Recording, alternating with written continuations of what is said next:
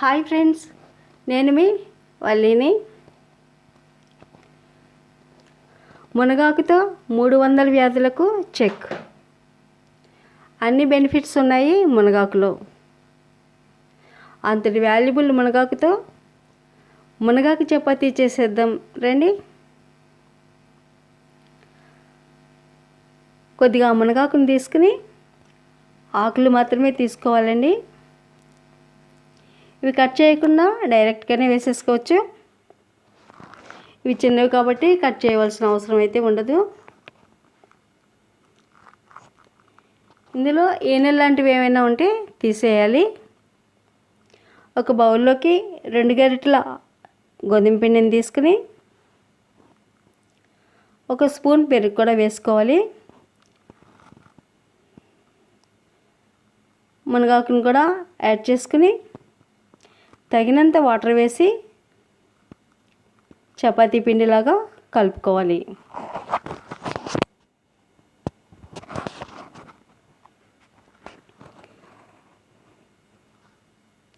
మనం ఈ మునగాకు చపాతీలో ఆయిల్, సాల్ట్ వేయడం లేదు.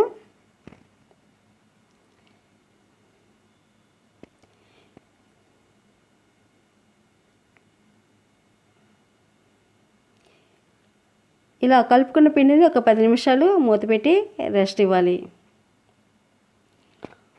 ఆఫ్టర్ 10 మినిట్స్ కొద్దిగా చపాతీ పిండిని తీసుకుని పొడి పిండిలో డిప్ చేసి చపాతీలాగా ఒత్తుకోవాలి.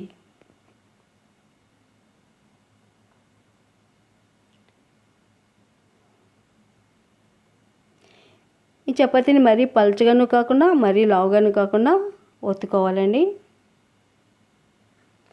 హీట్ ఎక్కిన పాన్ పైన చపాతీని వేసి మీడియం ఫ్లేమ్లో కాల్చుకోవాలి. ఇవి పులకలాగా పొంగవు, మధ్యలో బబుల్స్ వస్తూ బాగానే పొంగుతాయి.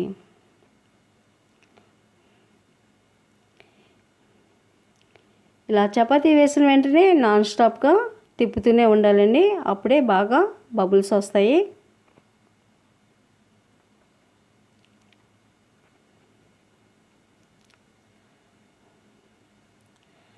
అరటిపండ్ల నుంచి వచ్చే పొటాషియం కన్నా మునగాకులో 17 రెట్లు అధికంగా ఉంటుంది. చూడండి, నాన్ స్టాప్గా తిప్పడం వల్ల మధ్యలో బాగా బబుల్స్ వస్తున్నాయి.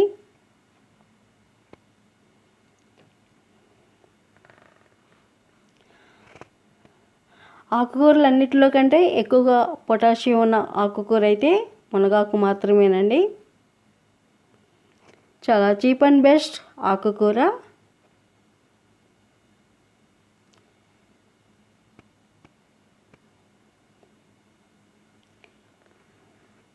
ఈ విధంగా 2 వైపులా తిప్పుకుంటూ కాల్చుకోవాలి. ఈ చపాతీలు అయితే చాలా సాఫ్ట్గా ఉంటాయండి. రోజు తినే చపాతీల కంటే మరొక చపాతీ ఎక్కువగానే తింటాము, అంత బాగుంటాయి. మామూలుగా అయితే మునగాకు కొంచెం వగరుగా ఉంటుంది, కానీ ఇలా వేయడం వల్ల అసలు మునగాకు వేసామని కూడా తెలీదు. అస్సలు గెస్ చేయలేరు అన్నమాట.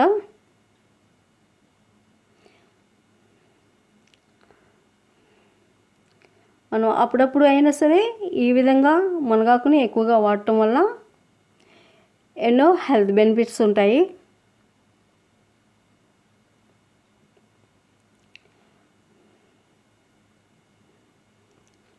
ఈ విధంగా అన్నీ చేసుకుని మీకు నచ్చిన కర్రీతో సర్వ్ చేసుకోవచ్చు.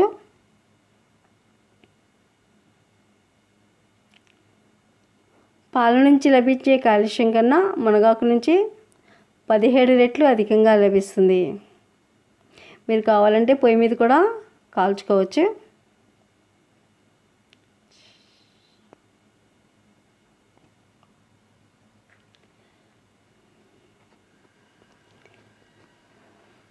సో హెల్దీ అండ్ టేస్టీ మునగాకు చపాతీలు రెడీ అయిపోయినాయి.